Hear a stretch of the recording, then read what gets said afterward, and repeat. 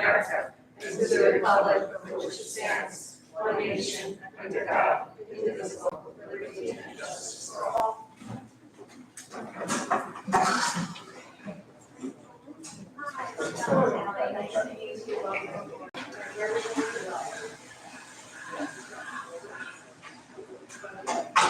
All right, so we're going to get started. I'm not feeling 100% my strongest tonight. I'm a little out of it, so just bear with me for the evening if I stumble a little bit. But I think right now I'm going to turn it over to the superintendent.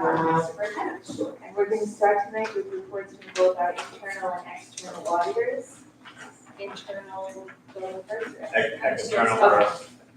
Chris, which you are external auditor with standards, is doing that for change.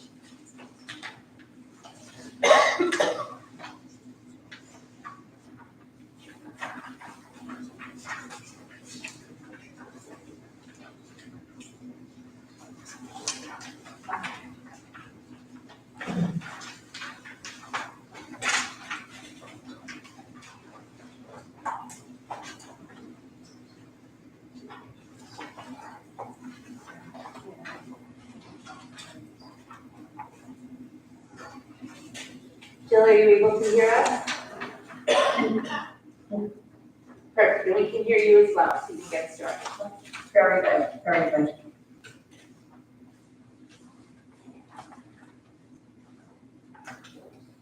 Shall I start? Yeah, Jill, you can get started. You can get started. Because I can't see anyone, so I apologize. Does everyone have in front of them the external auditor financial statement presentation that the firm has prepared? Yes. That's great. What I'd like to do, if I could, how much time do I have? Ideally 10 minutes. Ideally 10 minutes. Okay, so we're not. I'd like to do that quickly as walk through some of the important parts of the presentation material.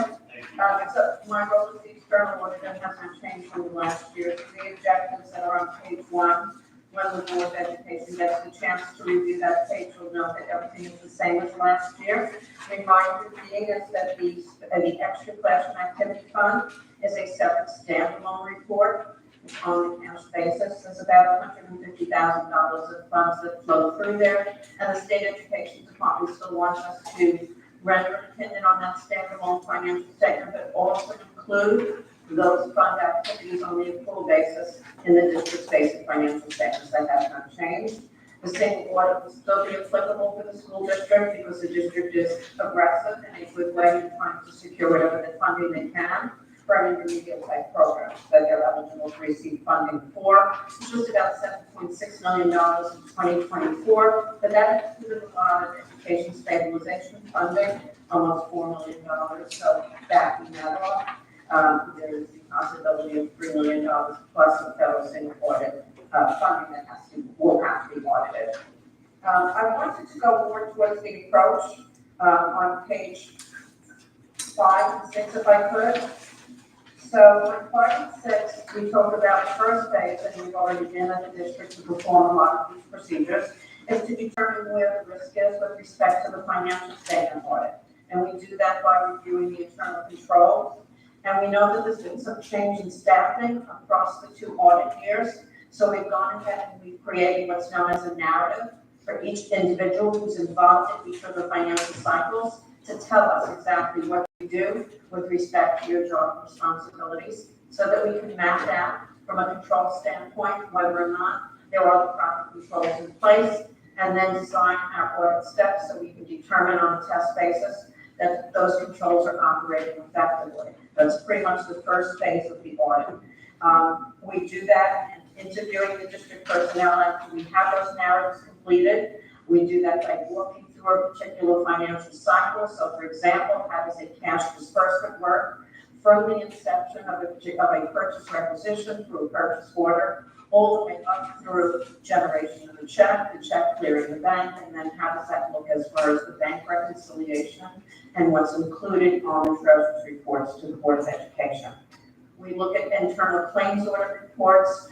So we've done that so far up through April. We'll get the balance of the reports in a short period of time to determine whether or not there is significant internal control flaws within the system. There are none.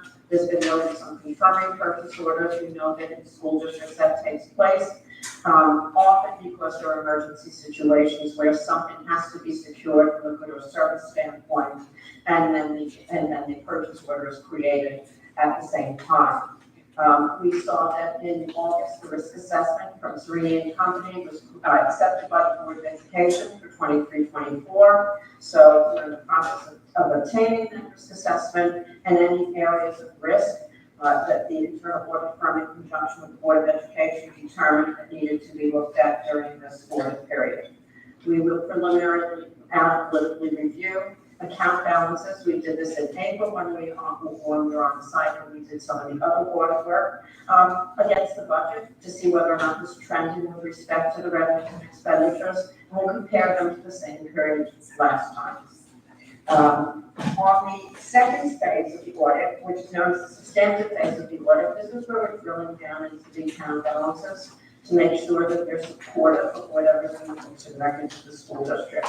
And so on the assessment, we're looking at from a major standpoint, the payroll, we're looking at expenditures and purchasing, we're looking at revenue recognition, we're looking at the capital project area, we're looking at any federal and state grant funding and how the expenditures take place with respect to that. And so based upon the internal control work that we did during the first phase, we see that there's a good internal control structure in place, that we can rely on the areas that we need to do the financial statement audit. And so we will, when we arrive at the second phase of the audit, actually substantiate those account balances to make sure that the transactions are complete and accurate with respect to the areas of the revenue and spending part of the budget.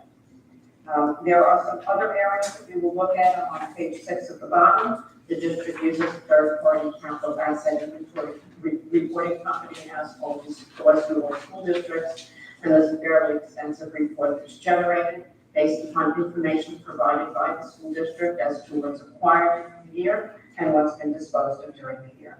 So we'll reconcile the current year's capital project expenditures and purchases in the equipment code areas to whatever that inventory reporting system shows. Make sure that the current year's depreciation charge-off is correct and that those items that have been disposed of no longer exist in that third-party inventory system.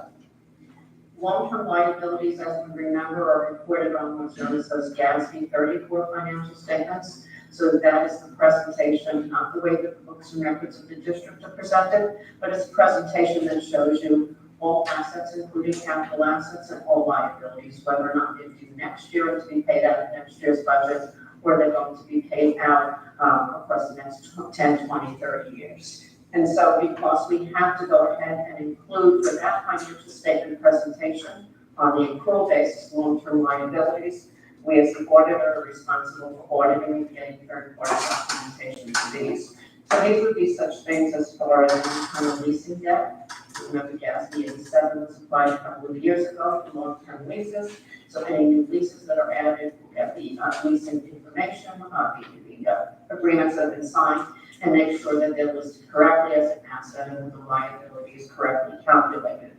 We'll look at compensated absences. There's a new way that this is going to be calculated. It's under something known as GASB 101, Government Accounting Standards Board 101, and this has to do with the inclusion of a liability just for financial reporting purposes of what might be due to employees when they separate from service. So in years past, you might remember on that accrual basis financial statement in that position, there was a very large number for compensated absences. And basically what that represented is if the school district closed their doors, and we went ahead and stratified employees based upon their longevity in the district, this was the estimate by bargaining unit, quantified by an hourly rate applied to each particular employee that would tell us what the value of that payout would be if that event took place. So now GASB 101 for compensated absences looks at things a little bit differently.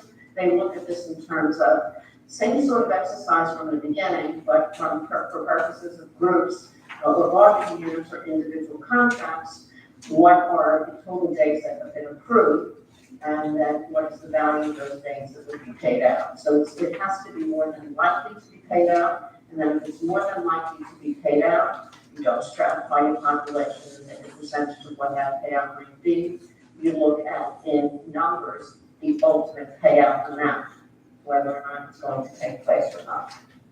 So that's going to be a little bit different when we look at the financial statements together in October and November, because it will be a much higher number because of the way the calculation under GASB 101 has to be performed. We will also get third-party information from your actuary who determines the workers' compensation liability based upon an actuarial evaluation and the discount rate. The rate that was used during the previous year was 3%, and the liability was somewhere in the neighborhood, just for reporting purposes again, of $2.5 million in round numbers. We know that there's a big number, it's $233 million of a liability again, just for reporting purposes on the state and position, and this is a liability for other post-employment benefits. So this is the dollar value for health insurance to be paid for current and retired employees for as long as the mortality tables tell us people will be around. And this is performed as actuarial analysis by also a third party. Last year, the actuarial analysis used a discount rate of 4% and a healthcare cost trend rate of 6.75%. That will change again to certain guidelines that we assess to make sure that it's in compliance with the guidance. And that number has to be audited and it's also included. And then we remember that the teacher's retirement system and the employee's retirement system, since the school district is a participant in both of these systems, has a shortfall in their funding. And so because of that, they have an actual evaluation every year, looking at assets versus whether or not they have funding in place to pay out everyone on an actually determined basis. And then if there's a shortfall based upon the compensation of the school district versus the compensation of all local governments that are participating, there's an allocation of that shortfall. Same thing, it's for reporting purposes only, it's on the statement of net position for the accrual basis, okay? So those are the items that would go into audit to substantiate the account balances. On page 7, the same process with respect to the documents will take place. We will draft the documents and then we will have a comment on the meeting in person, and we will review the documents. And at that point, if the Board of Education agrees that those documents represent the financial statements of the school district, we can go ahead and release them to the Office of the State Controller, and the school district will release those financial statements to the State Education Department with other information that they need to also include. The single audit, since the compliance audit has a different deadline, it has a deadline of March 31st, 2026. So during the last quarter of this year and the first quarter of 2026, we'll be going ahead and we'll be auditing whatever grants are determined to be required to be audited on a cyclical basis. We have to determine these grants. Last year, fiscal year 2024, the grants that were audited under the federal single audit were the special education cluster, the education stabilization funds, and the child nutrition grants. Okay, and so this year, on a rotation, will probably be something again like child nutrition and special education, and perhaps one of the other grants might be added. Any questions on that? No. Yeah. And so the timetable you can read for yourself on the next page, and then the standards to be implemented, GASB 101 on page 9. If you're interested in reading more information about that, that's basically telling you how it gets recognized, when it gets measured, and what gets included. So it's basically the dollar value any time that an employee either be paid out for when they terminate or that they can use during the time when they are working for the school district, okay? And there's something called retrospective application, and all that means to you is that we have to restate opening balances. So that $233 million number that I talked about, that was just for financial reporting on your 24 financial statement, will be restated to reflect what it would have looked like if GASB 101 was in place as of June 30th, 2024, and then the change will flow through this year to get us to the ending balance of June 30th, 2025. There's one other GASB statement which will apply in 2026, so I'm not so sure we need to talk about that right now, but it has to do with the change in the financial reporting model and what needs to be shown with respect to change in original to final budget and information that needs to be included in management's discussion and analysis. So sorry, that's a lot of information. I don't know if the Board of Education have any questions. Hi, this is Annie Conway. I just have a very quick question. So with all the changes, I know that you basically said it's just one major change now, but there'll be many changes coming forward after June 2026 in the liability. Are you going to be able to guide and help our business office in all those changes and ensure that they're following the proper protocols?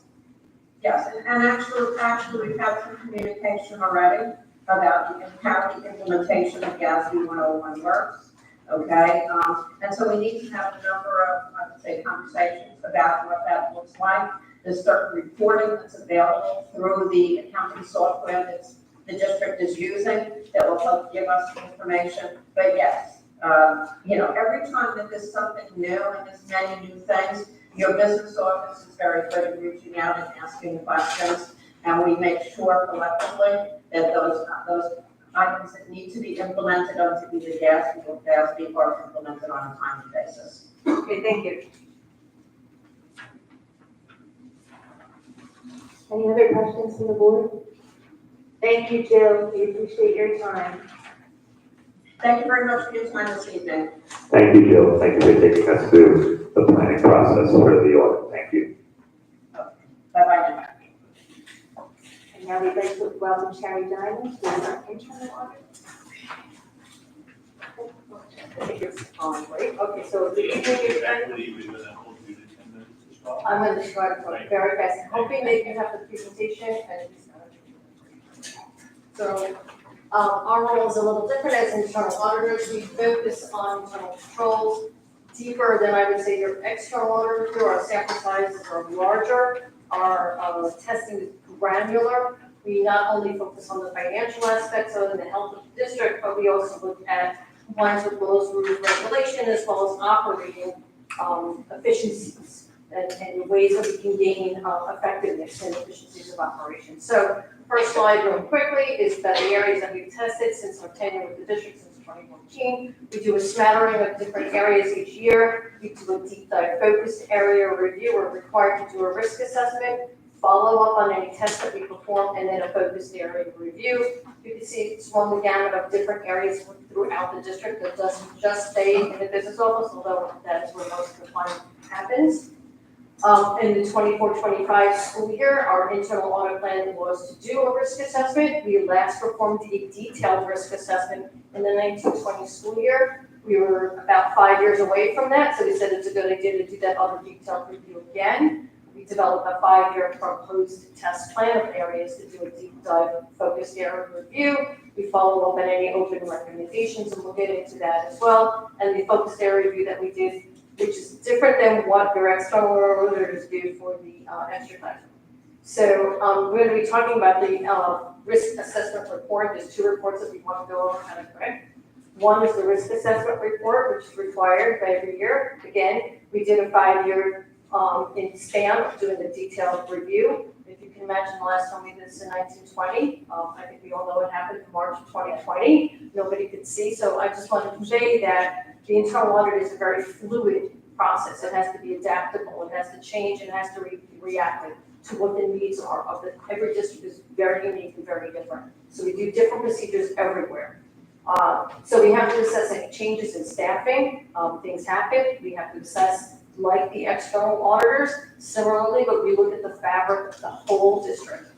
We have a unique lens, similar to what I would say maybe the superintendent, we're looking at the interdependency of data and information flowing from everywhere throughout the district.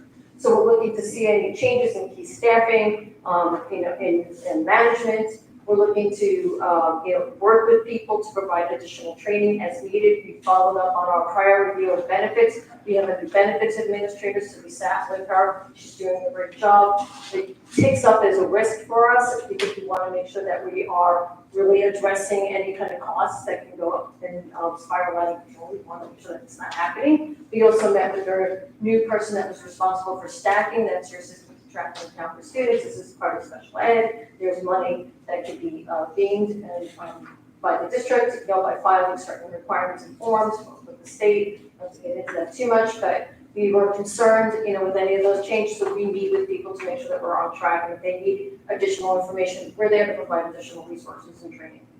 Obviously, we review the management letter that your installing order is going to be putting out to make sure that any risks that they've identified are in line with our understanding of the risks in the district. We looked at the claims auditors reports as well to see if anything is ticking up that's unusual that we may need to have a dialogue with the business office about. We look at any IT changes, and that's because IT is pervasive everywhere in almost every industry that you're looking at, especially school districts. We're particularly concerned with cybersecurity threats and making sure that the district has proper protocols in place to address those.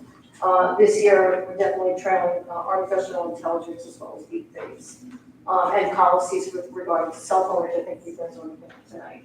And then, of course, we follow up on any recommendations that we made in other prior reports.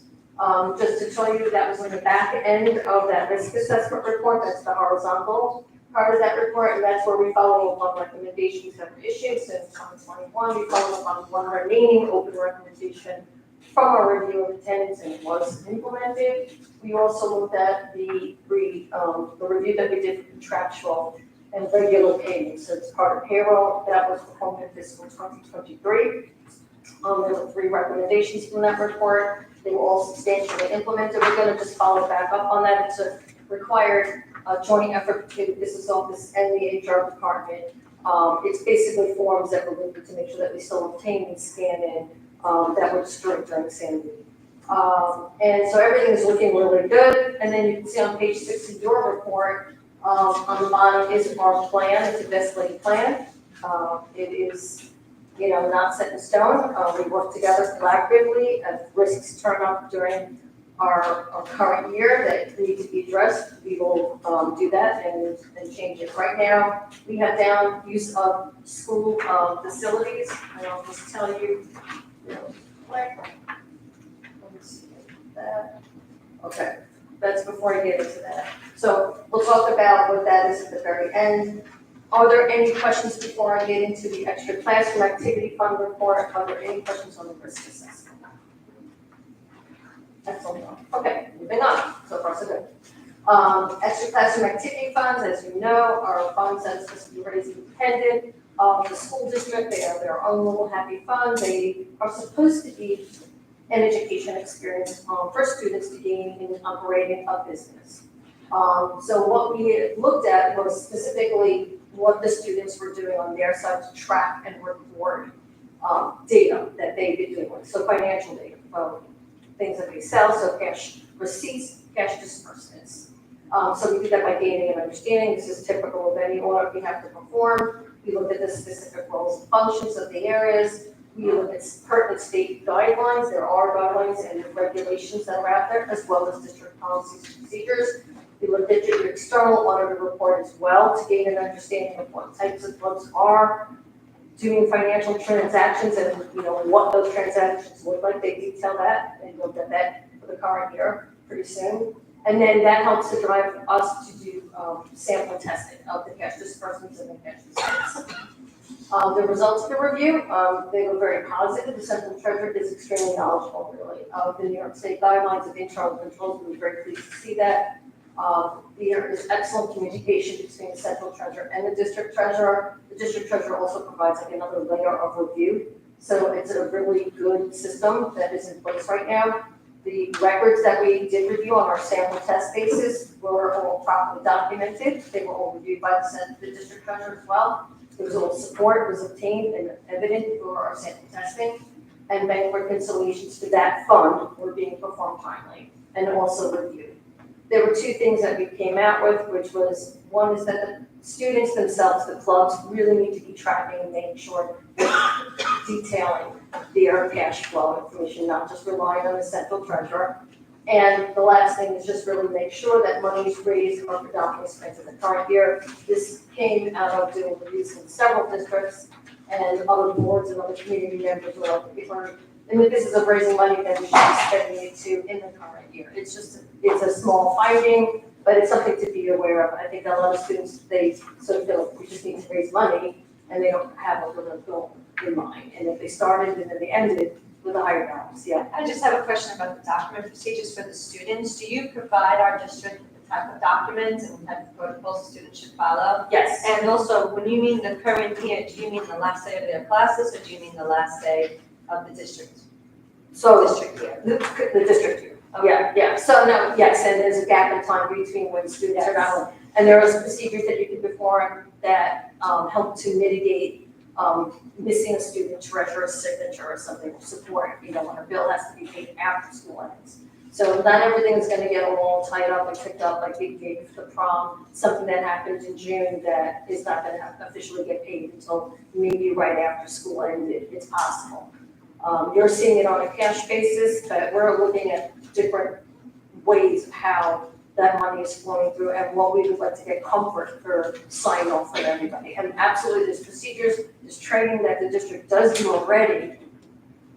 We will be happy to support and provide additional, sometimes it helps if you have an auditor present and, this matters, this is why we're here. We've unfortunately had to do a lot of fraud, not here, but in other places, if we were doing cash. Right, but that might also be very good for our students to listen to a lot of our discussions. Why not? Maybe they'll go through something. Thank you. So that's it on the extra classroom report. We have management's responses in the report. Again, our risk assessment and our focused area report does have to get filed up with the state as well. They have a lot of time to wait for this past year. So any questions on the extra classroom reports? We're moving fast. Aaron, you wanna chime in? I'm gonna introduce Erin. I think I might have last year. Erin's head is director of partner in training. She's going to be a partner effective 1/1/2026 because I'm retiring 12/31/2025. So I'm gonna let her just tell you about what we're doing this year. So basically, this year we're going to once again do a risk assessment. This time will be an update, where we will take a look at all the different changes that took place throughout the school year, and also address any risks that the district might want us to take a careful look at. We will continue to monitor any open recommendations as we did last year. This time it will be the contractual payroll that Sharon mentioned earlier. We'll take a look at benefits and circle back there, because we had done training earlier in the year. And we'll also start to look at extra classroom, after giving them a little bit of time to implement the recommendations, of course, and just be an asset to them if they need help. One of the suggested areas of internal audit focus was going to be facilities usage. This is something we're seeing a lot of districts ask us for, and it's just basically taking a deep dive into what types of policies and procedures the district has to handle facilities usage. And we make sure also at a time when NYSERD kind of like chopping district coverage and making things much more restrictive, are we in line with what NYSERD's asking for? Also, there may be different parties that you charge for facilities usage, so understanding how the district handles that accounts receivable, the billing and accounts receivable related to that. Can I ask you a quick question? Yeah. So do you mean as far as financial responsibilities or also liabilities for both? Both. Yeah, so that there's a whole process in mind, before someone wants to do something, are you going through the proper steps to make sure it's an approved process? And also, I don't know, we'll get to know it if the district does have any issues, but we do find that a lot of districts get a lot of pushback from the different parties that would like to use the facilities. So it's a good opportunity for the district to lean on your auditors and say, this is how it should be done. We can help you, create any training that you might need, or just be kind of like a backbone or a bad guy for you, and help you what seems like a little thing, but could be a big thing run a licensure at the district. So we're looking forward to that, unless if the board has any other areas that they'd like us to focus on. That's the plan. So that's it. That's it. Thank you. Thank you so much, right? Thank you, Sharon. Thank you, Aaron. Thank you. And we'll move now into the third part of our presentation tonight, which is just a brief update on our upcoming bond proposal.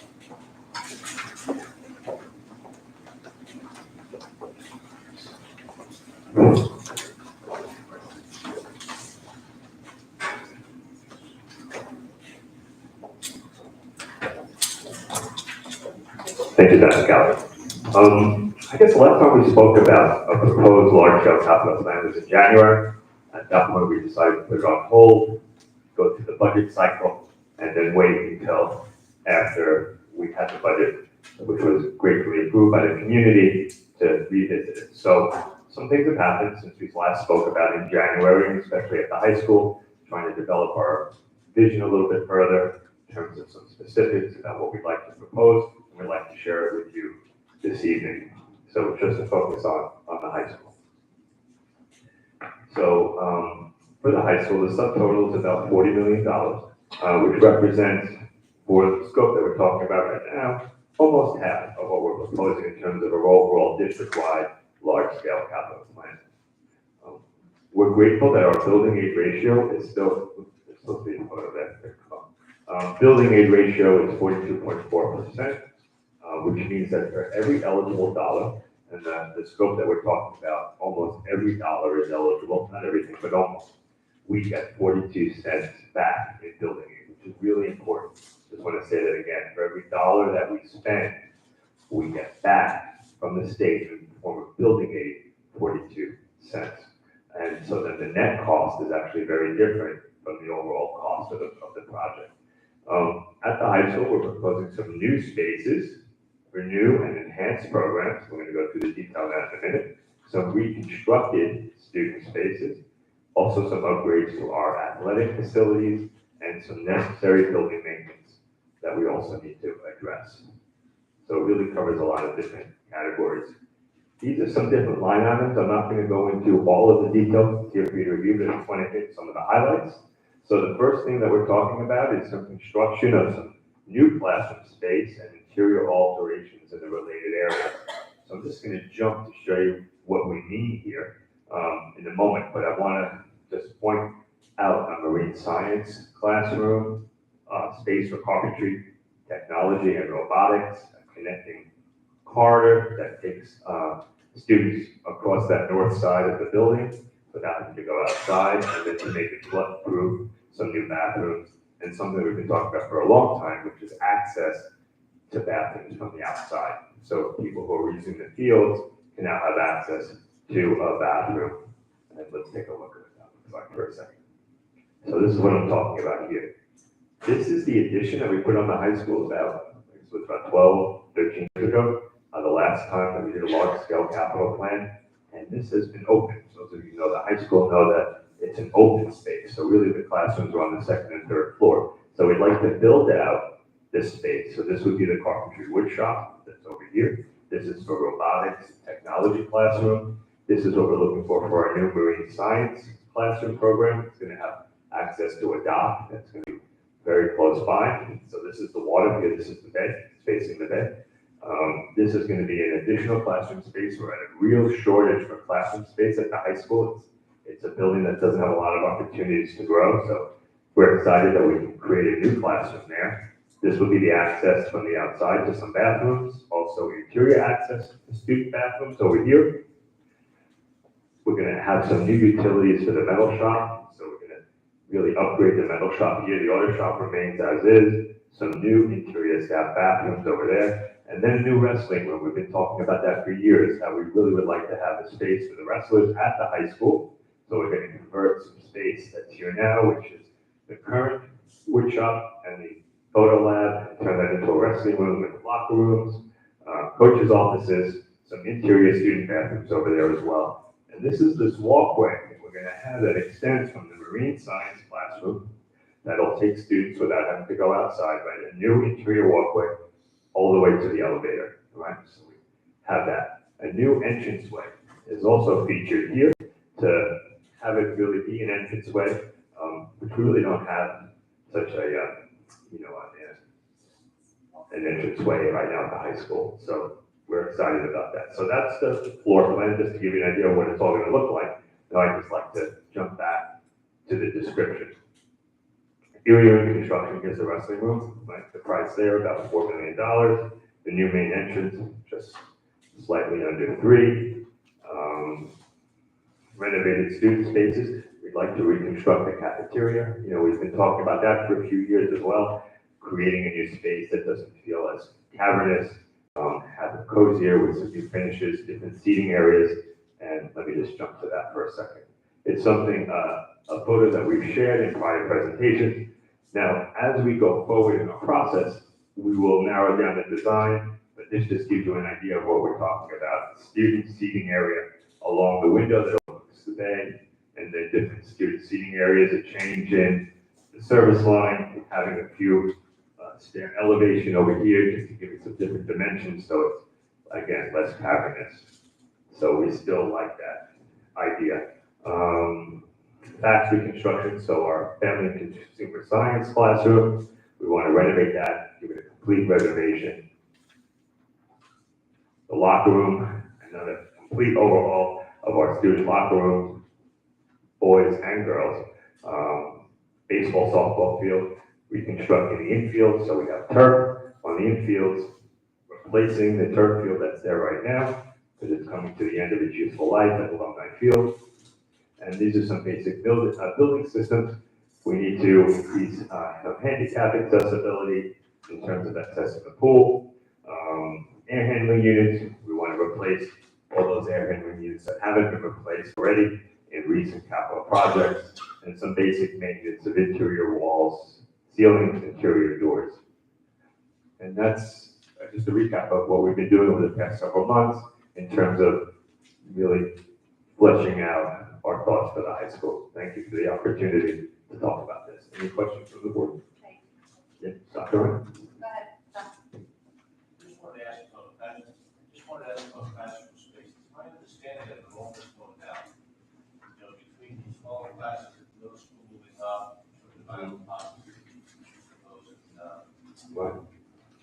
Lauren, in terms of seventh, eighth grade, Mm-hmm. in terms of that, just the general trend with enrollment. Yes. We see in the high school, so that certainly should be Again, it's not necessarily, right? If you're still running the same classes, but maybe instead of having 23 in the class, now you have 22, and you add up just the one or two fewer students that you may have across the board, maybe that's really the decline in the enrollment.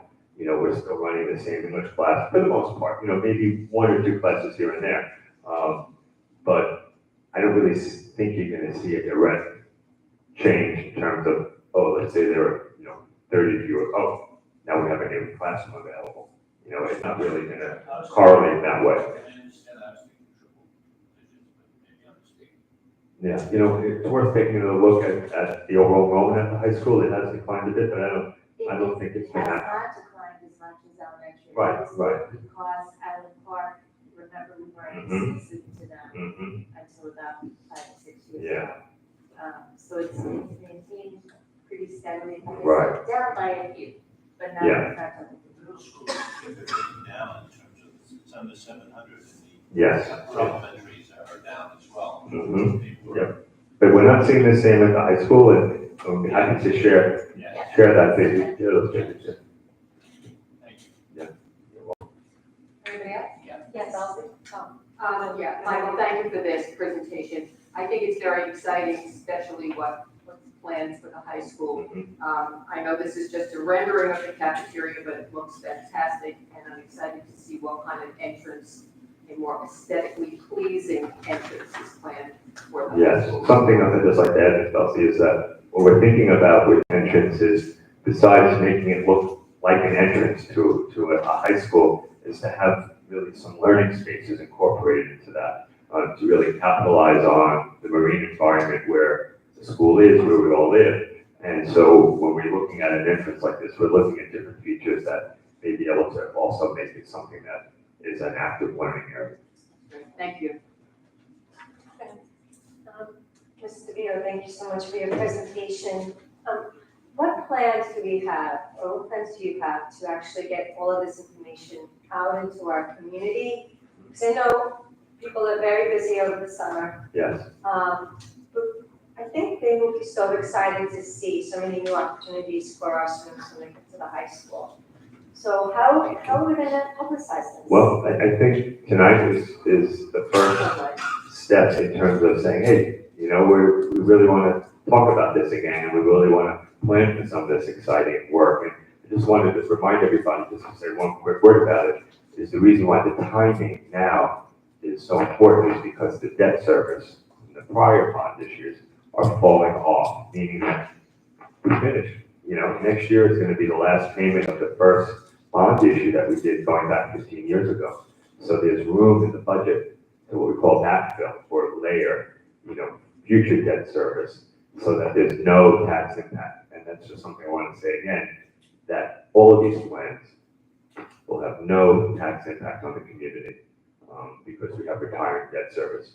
So we've talked about it for a few years in terms of, you know, marine science, you know, what it may look like. So we spent some time to think about how we can incorporate it into the building itself, right? Right. And so that's why we have this space over here, talk about robotics. So we said, let's put it on hold for a few months, and we've done some thinking and some work ourselves that we haven't really shared publicly with the board. And so now's the first opportunity to do that. We'd like to do it again on the 19th.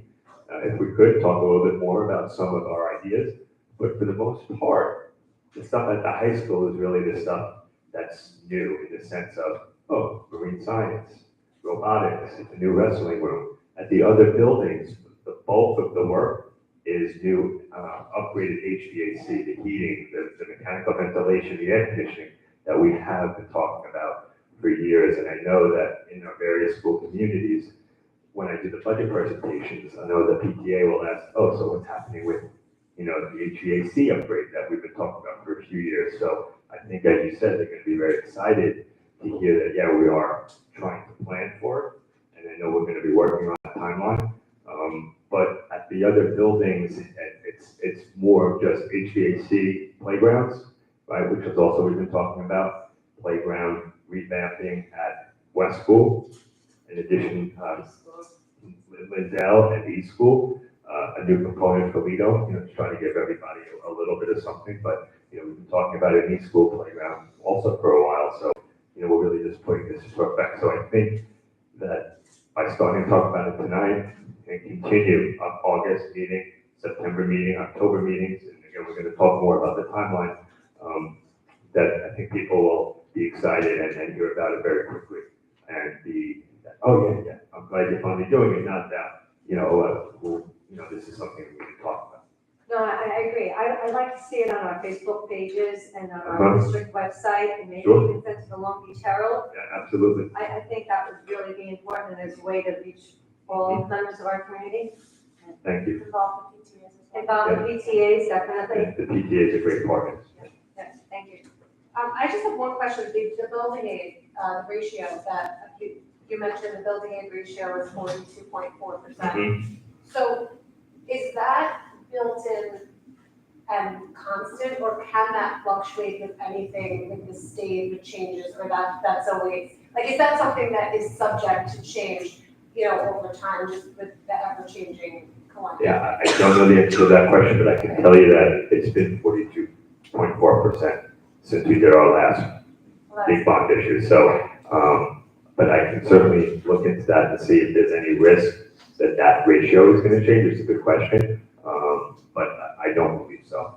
And if that ratio changes, does that change our approach a little bit? Or, I mean, It's possible because we use that building aid ratio to calculate the net impact, right? So we have in our budget a line for about $8 million that we spent on debt service that we're spending this year, we spent last year, around that. The building aid that comes into us every year takes that cost and that cost down to about 5.8 million, right? Now the building aid may fluctuate a little bit year to year, but the whole idea of building aid is to have the building aid line up with the debt service so that when you're making your debt service payment, you're getting the building aid for the construction costs that you use the borrowing to pay for, so they're in sync. It's not always perfect, but you try to make it so that it's in sync. And then similarly, just one quick thing, is that when we do the capital projects that we've been doing year after year, we use our capital reserve money.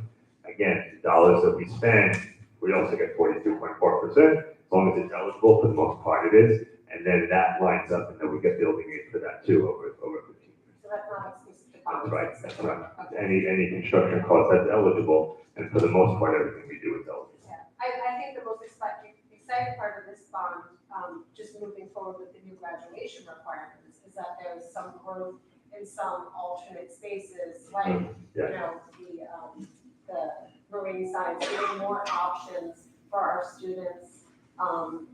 Even the robotics, the carpentry, technology, with the graduation requirements changing and us expanding that, we're kind of moving into the times the appropriate way. So I think that's really exciting. And people should understand that there is that correlation. So that's great. Okay, moving on, I think. Go ahead, I'm sorry, one more. May I just ask you, how reliable do you think the estimates are for the renovations? Well, Tariffs, Sure. change orders, and realities up there? Well, I will say, A range, are we talking about this? yeah, embedded in these figures are a cost escalation factor. Since we've been doing projects with John Grillo, there were very few change orders. So I think that we can feel good that we're not going to see an escalation there in terms of the cost. He feels pretty good about it, and as you know from the different work we've been doing through capital reserve, sometimes he hits it spot on, sometimes it's under for the most part. It's rare that he's under budgeted. Sometimes, occasionally it is, but he's been pretty good in terms of coming up with his estimates, and when we go out to bid, or that we piggyback off an existing contract, we've been able to stay within budgeting, even with the work that we did here in the middle school with, changing out the boilers, doing the HVAC system here. There was some money left over because the cost came in under the budget, that we've been able to do some more of the work and less that we need to put into this large scale project. So I feel pretty good about the numbers. What about interest rates? Well, interestingly enough, the interest rates right now are about where they were, about 15 years ago, 16, 17 years ago. We're working with a financial advisor that helps with the financing, with the bonding, and they're projected to go down. He's being, made the projections in a conservative way. I don't think that, we're going to really get hit so much on the interest side. What we do talk about is that the more that we delay some of this work, the cost can go up, right?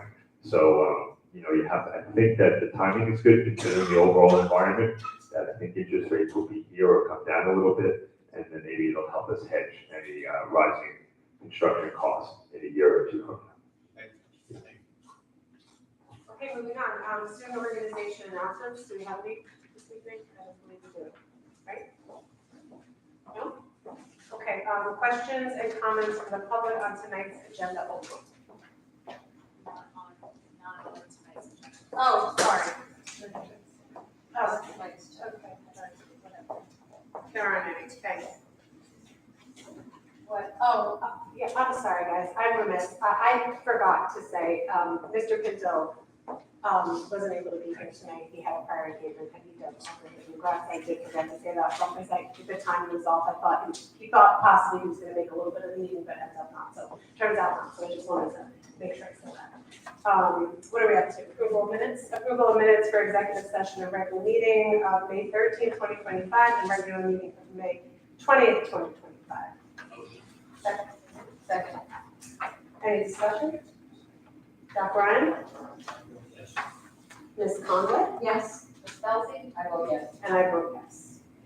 Okay, I think we're up to presentations of the superintendent. Thank you. I guess would you consider item 1, student personnel? Motion made. Second. Any discussion? Yes, I just want to congratulate Ms. Gloria on her appointment. Thank you for her past service. We look forward to your continued service in this new role. Congratulations to you and good luck. Thanks for the opportunity. Go ahead. Ms. Belsey? Okay, so, well, I'm just so excited for you to have this new position, and I'm sure you will shine, and we're very happy. You know how I feel about it. I think you're a plethora of wonderful knowledge, and I think it's really going to move our entire program where exactly we need it to be, so we are beyond thrilled. So I agree. Anybody else? What can you say? Very happy to have you. All right. Motion. Discussion, we did that. Yeah, we did. Yes. Oh, sorry. I'm sorry. Dr. Ryan. I vote yes. Yes. Ms. Belsey? I vote yes. And I vote yes. And congratulations to Kim, and I'd also like to introduce Thomas Morris, who is a new special education teacher this year. So welcome. Welcome. Welcome. I'd ask the board to consider item 2, non-certificated personnel. Motion. Second. Any discussion? Dr. Brennan? I vote yes. Ms. Conway? Yes. Ms. Belsey? I vote yes. And I vote yes. And I'd like to introduce Julie Lappin, who is a new high school library clerk, who is also an alum of our high school, so welcome back. Yay. I love Glad that. to have you.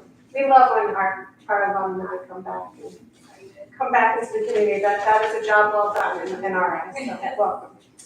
I'd ask the board to consider items 3 through 11 together, but I do want to note that we are putting policies 7 through 16 on tonight for approval and waiving the first 2 readings.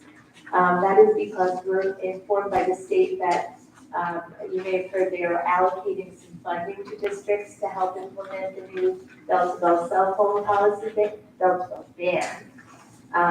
And in order to be eligible for that funding, which for us is about $19,000, we have to have the policy approved by August 1st. It's a very basic policy.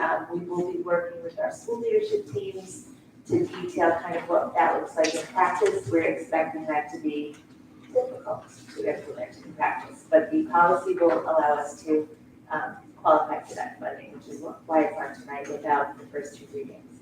So I'd ask the board to consider items 3 through 11. Motion made. Second.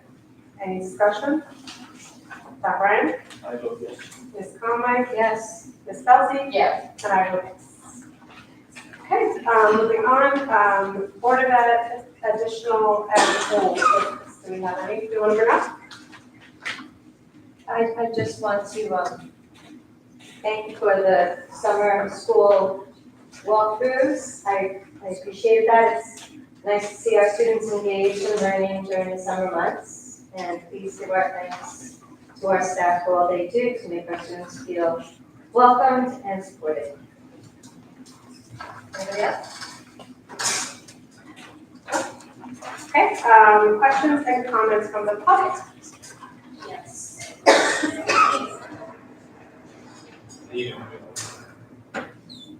My name is Christian Haig. I had 3 kids go through Long Beach High School, and I am here to speak on behalf of Rachel Ray.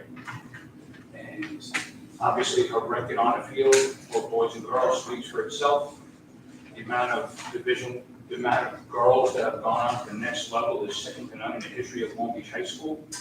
And when her first year as soccer coach at Long Beach, she took my son, who's the youngest on the team, and she pushed Leo to stardom, and they ended up making the semifinals of the counties that year. And I just think that in light of what happened was a mistake made. Yes, but I think a firing was a little harsh. I think a reprimand should have been in order, and the way parental pressure on high school athletics across Long Island has increased tremendously over the last few years.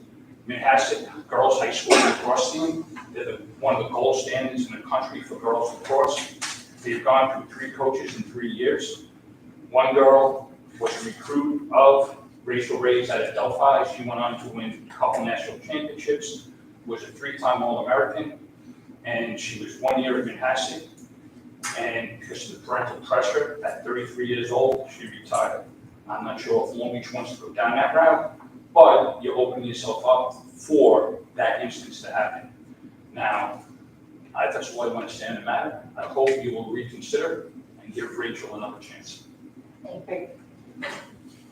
My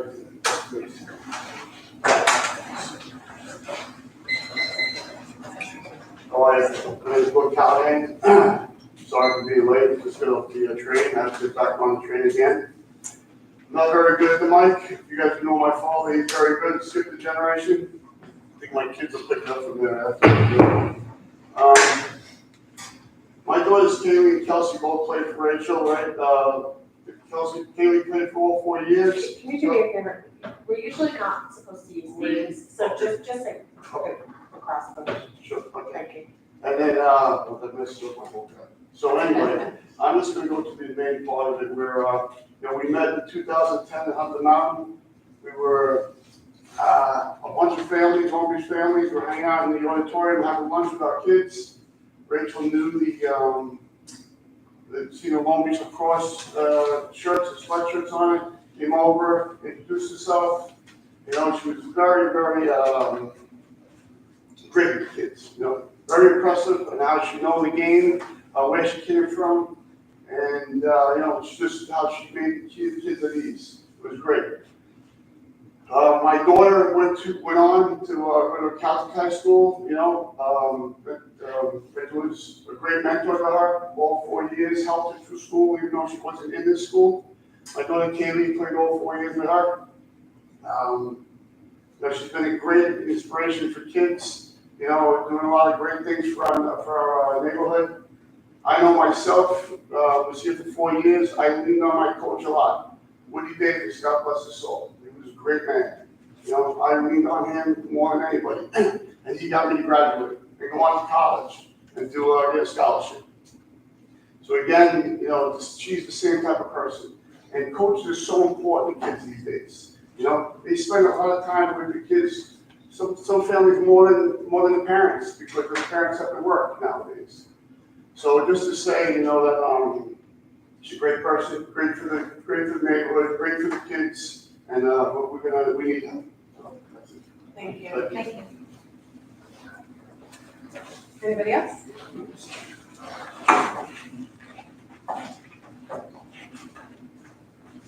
James McLaughlin. Both my daughters have played for Coach Ray. One was in the program prior to her getting here. The other one, she was already established. What I want to say is that I feel like a decision was made at a very emotional time. Because I know myself as being a coach in the district that anytime the season ends, emotions are running hot, people don't always think straight. But when we look at our school board and our leaders in the schools, we expect them to make good, honest, intellectual decisions. When emotions have calmed down and you can look at all the facts that are out there before you. I don't know if Rachel made any mistakes, but I know everybody in this room is not perfect, and we're all human beings. But what I do ask is that reasonable minds turn around and think about the ramifications of the decisions we make going forward.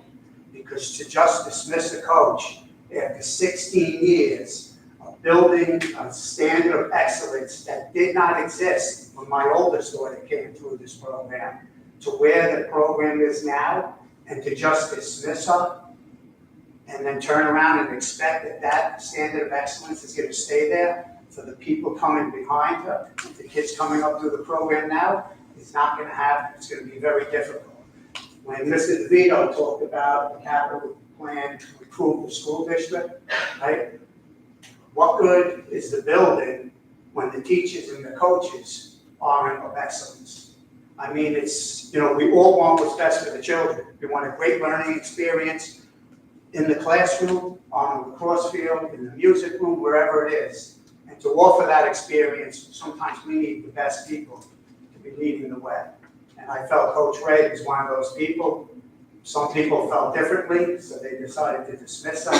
But I think as the dust settles and emotions cool down, if everybody can sit back and think reasonably about what's going to happen, I think we can come to a better conclusion than what happened.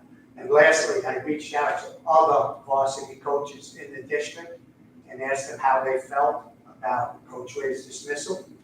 And every one of them told me they feel they're a phone call away from an angry parent of losing their job.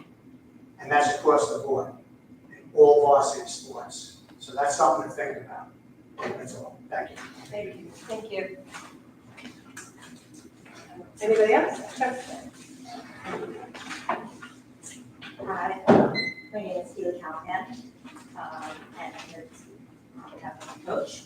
I remember being in Catholic school right here in Long Beach as a middle school student and praying that I would be able to play for my Long Beach varsity coach. And to be honest, I was very fortunate enough to be able to play for her for all 4 years. During this time, she instilled respect and dedication in every single one of her athletes.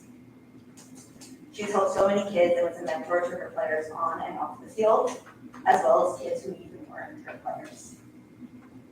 My sister did go on to play at a T1 school for lacrosse, and during this time there, her coach was mentally abusive to the students and to the athletes, and it took them around 4 years to actually get the coach to resign because of a thorough investigation that had been held.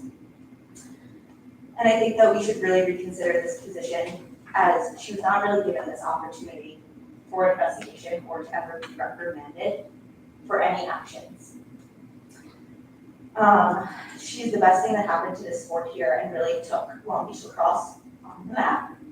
And I feel that we are really setting an example, the wrong example, for the next coach that is to come here, if a coach would even want to come here after this incident. Thank you. Thank you. Anything else? We can move on to, Classroom Teachers Association. Karen Bloom, just want to say congratulations to Ms. LaGloria over here. We're very excited for her new role, and welcome to the new people being hired tonight for Block. And we're very excited to hear about the new plans at the high school, and the rest of the district look forward to discussing them. Have a good summer. Administrative Supervisory, yes, no, I don't think we have anyone here. LBSEA? No, they're not here either. And then PTA, I don't think we have anyone here, right? Okay, I think just need, oh, right. Motion. And make the motion to go to executive session. Yes, second. Any discussion? Okay, Aye. So what happens here is we're gonna go into a separate meeting, we're meeting among ourselves. You are all welcome to stay. We can't really say how long we'll be in there, but the meeting will officially adjourn once we get out of our executive session. That's up to you guys.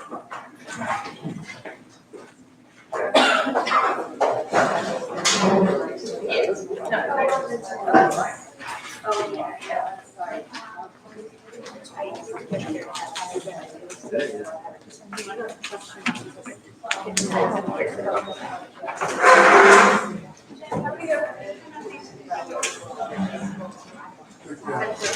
Everybody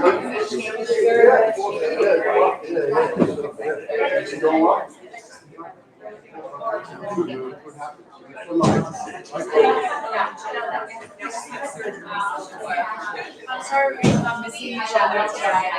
I just thought we didn't know that we're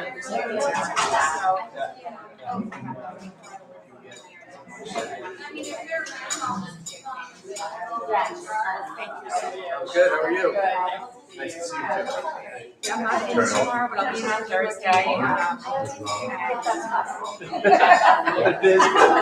I'll see her, I'll see her in a couple of years. I'm not typically first years with disability, she already got my patient, already getting services. My only question was, she was just